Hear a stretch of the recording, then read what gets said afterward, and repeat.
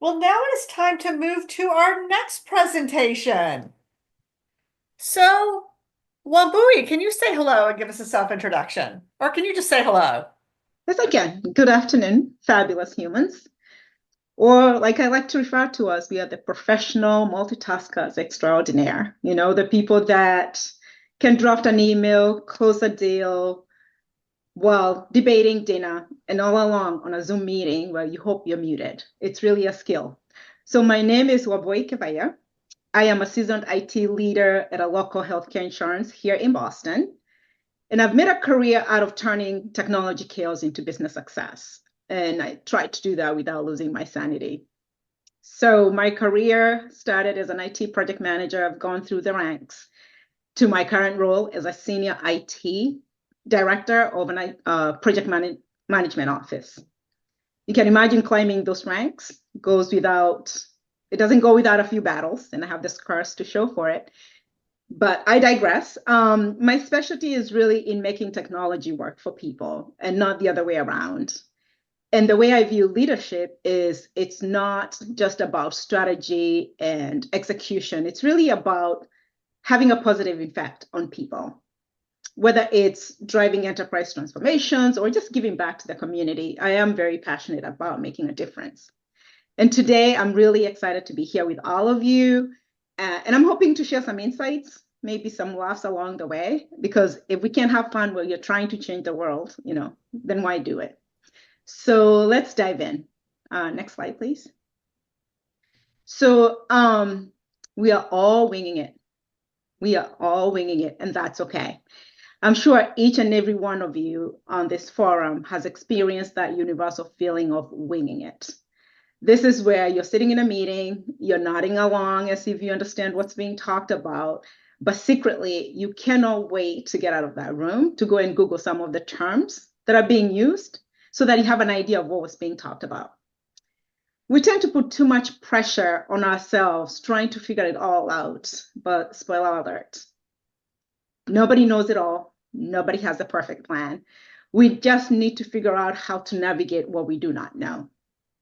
And when we think about the challenges that we face in the professional world, I think the good news is that we've been prepared for this since maybe our first group project in primary school. But the sad news is the stakes are higher. And I think all the other panels, speakers have actually alluded to the fact that 2025 it's even getting worse. But I don't want you to worry because we've got this. And what I'm hoping to do is walk you through what I call the 3 starting points of the journey of the how to own our narrative and redefine success. And those things are breaking barriers, building bridges, and owning the room. And I'm going to promise you that this is not just a fancy way of saying go be awesome, but if that's what happens, then I'll take it. Next slide, please. Breaking barriers. Don't wait for permission to shine.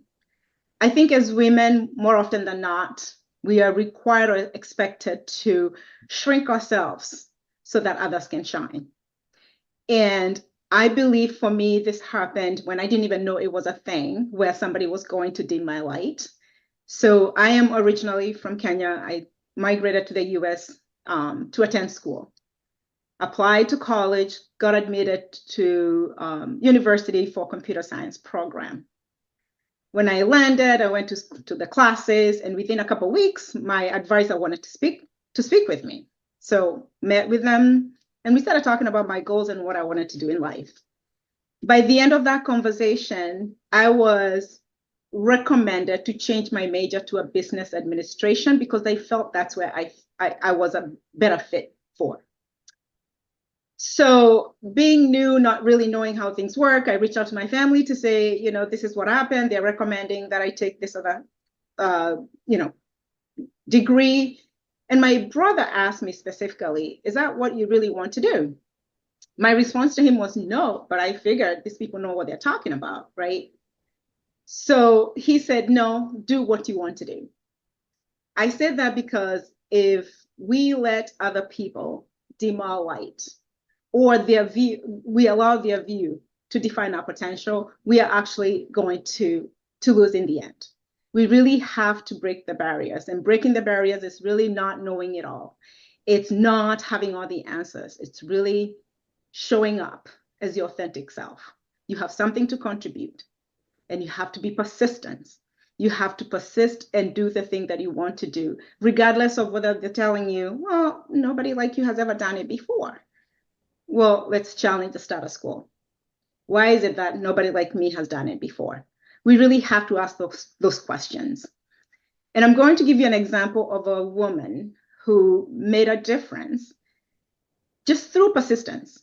So I'm not sure, I don't know how many of you know that back in 1967, April of 1967, women were not allowed to participate in the Boston Marathon.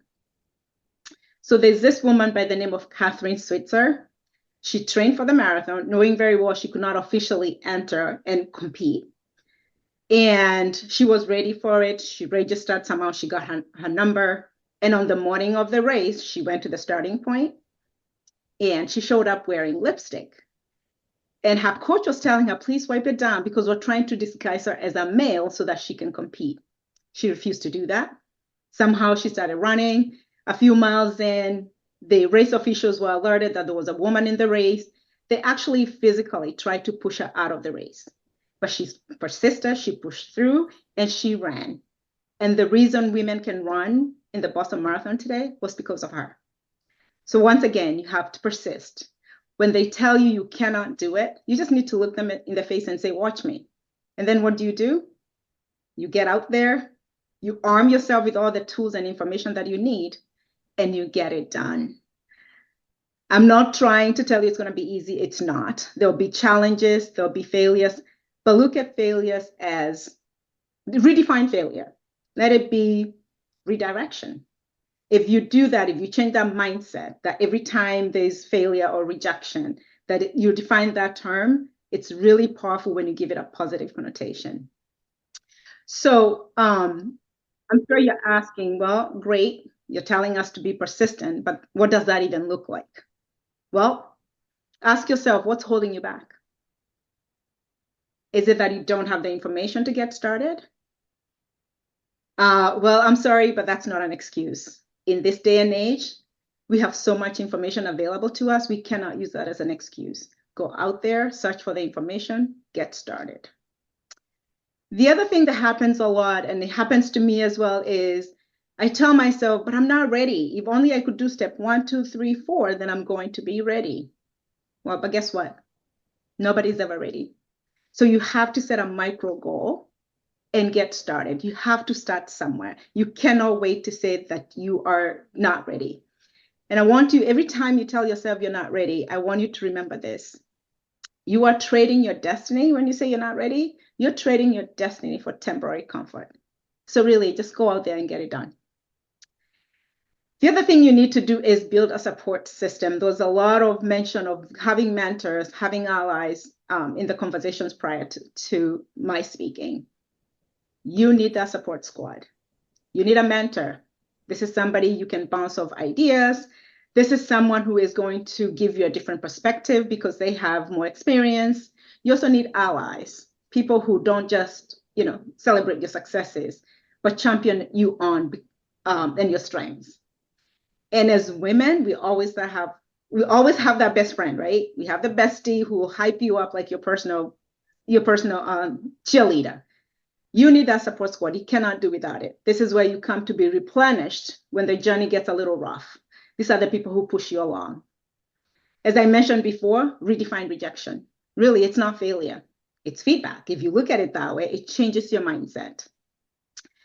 And most importantly, ladies, I don't know if I can say this enough, celebrate your wins. A win is a win. A win is a win. Celebrate your wins. So my message to the successful women in this forum, you are the blueprint that we need.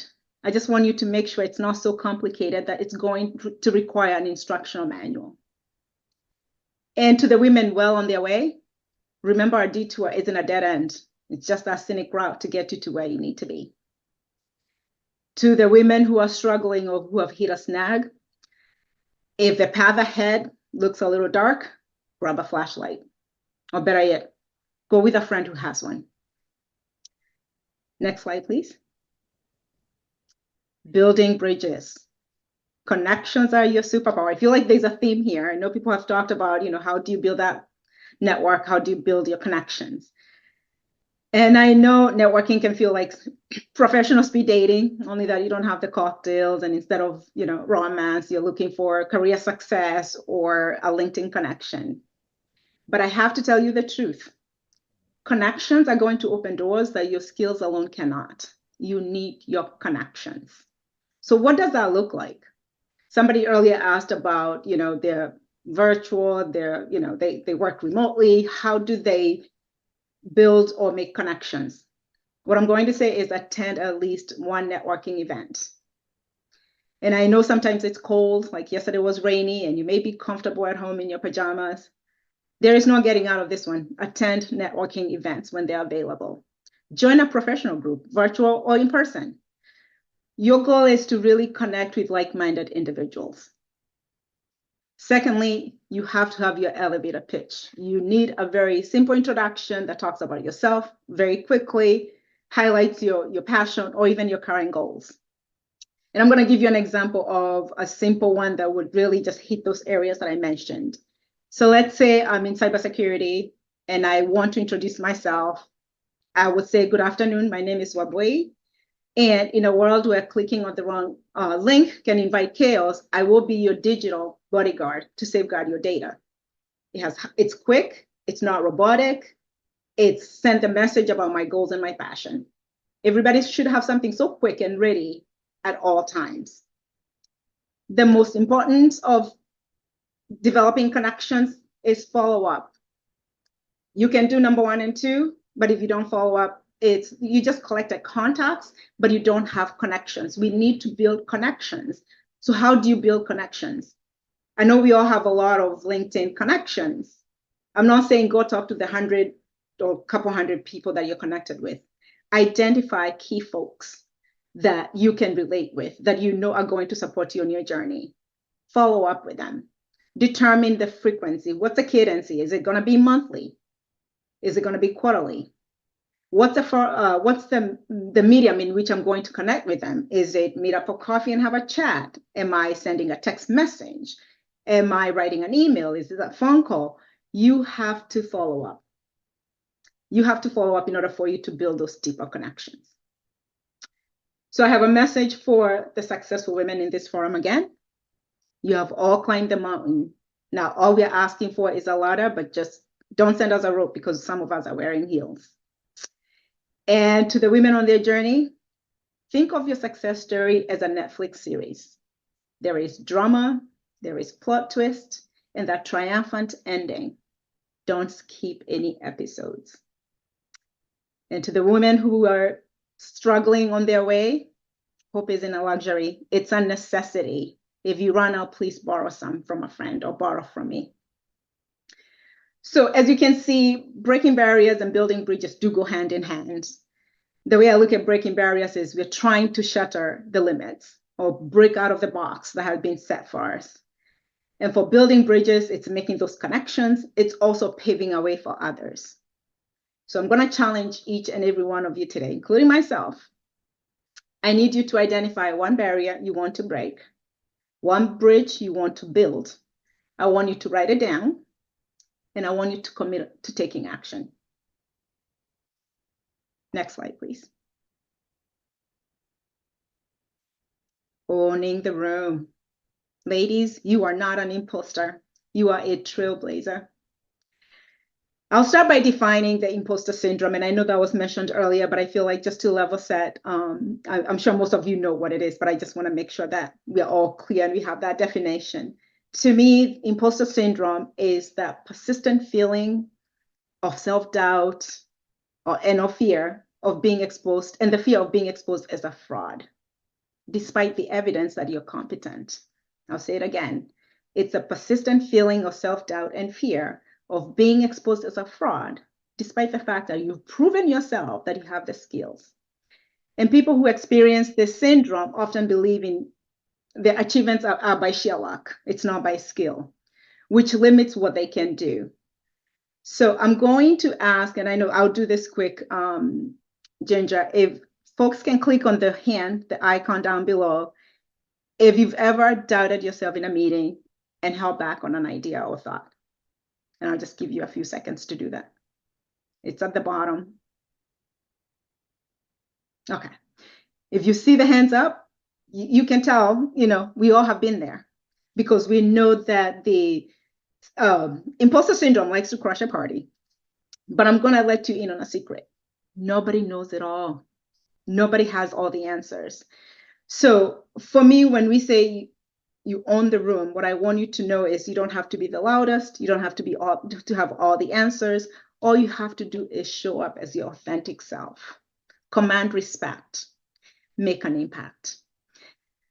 Owning the room means that you're showing up fully, even when you're nervous or not confident, because I believe the message that you have and the idea that you have is more important.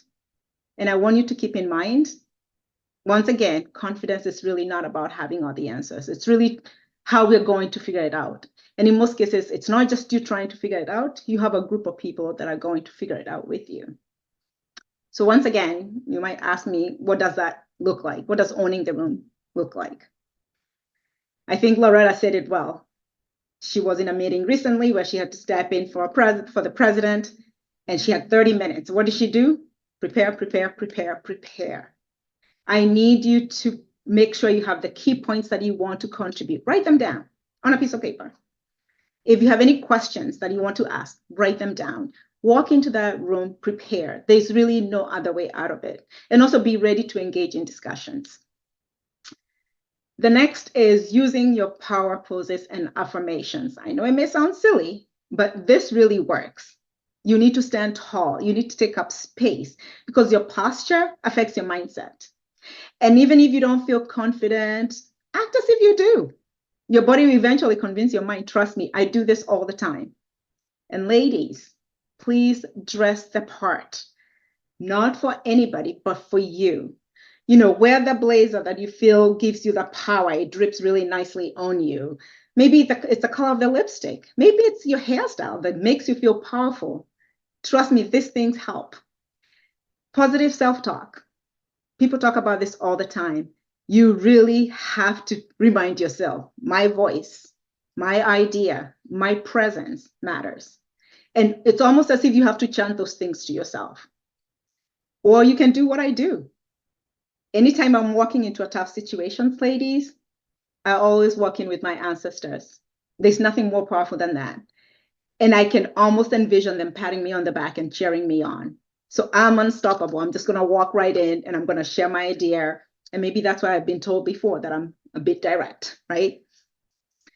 And we also need to really take space. When you sit at the table, take that space. But I also want you to remember you have other women, so make space for them as well. We also need, I think it was one of the panel speakers mentioned a friend of hers who keeps a journal of their wins. Please keep a journal of your successes. Write them down. Reflect on your past wins. Remind yourself of how far you've come, of the challenges you've overcome, because confidence does grow when you recognize your own resilience. So to the message, I have a message to the successful women in this forum. Please help the next woman rewrite her story, but don't be the plot twist she didn't see coming. To the women well on their journey, bring snacks for the climb and share them. Empowerment does taste better when we all eat. And to the women who've hit a snag, if you hit rock bottom, congratulations. It's a foundation, a solid foundation for you to start building from. The one thing I want to mention is I know when we talk about women, I like to encourage building alliances. And I say that for women because we are very powerful. Let's build alliances. We're not competing with one another. And because there's enough success to go around. And I'm going to share with you a Kikuyu proverb. Kikuyu is one of the 44 tribes in Kenya, which is where I'm from.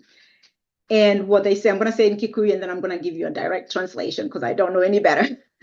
It says that ngobe shitini nanagira nyeki. I know it's a tongue twister. I'll say it again. Ngobe shitini nanagira nyeki. What this means is that when the cows go out to graze in the field, there's no way they're going to eat more grass that the other cows won't have it. So there's enough success to go around. And let's not underestimate the power of women when we stand together. We've all seen what women can do. Any movement that women have joined hands in has changed the world. So I have a challenge, another challenge for each and every one of us here.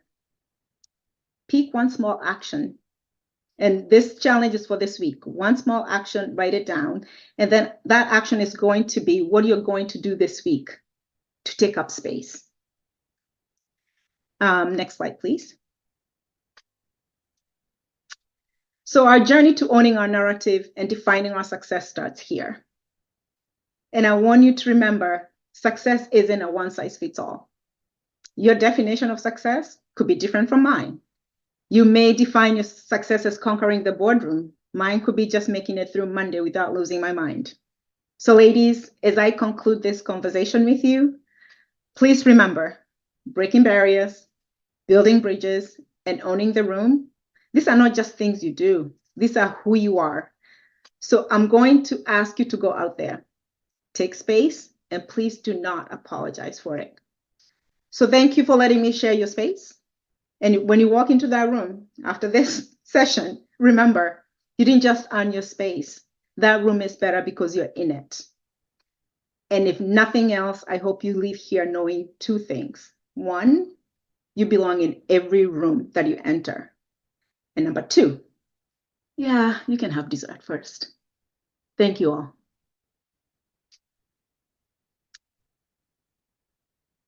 Do we have any questions? Yes, that's so wonderful. And thank you for putting all these wonderful questions into our chat. And I think we only maybe have time for one live question, but if you could stick around and maybe answer some of the questions that have come into our chat. I'm going to go with this one from Isabella. And she says, as a trailblazer, how did you navigate breaking away from the traditional paths or roles that were maybe expected of you? I think I'm going to say, for me, it stemmed from the fact that I walked into and I've said this to a lot of people, where I did not have what I would consider the trauma of the systemic racism, systemic racism environment. So when I walked in, I didn't have that with me. So sometimes I would enter into spaces where people thought, the nerve of her. But I think for me, the benefit was I didn't really even realize what I was doing. So I was just pushing through because I had a goal to meet and I was just going to get to where I needed to be. And if that meant I offended a few people along the way, I probably did.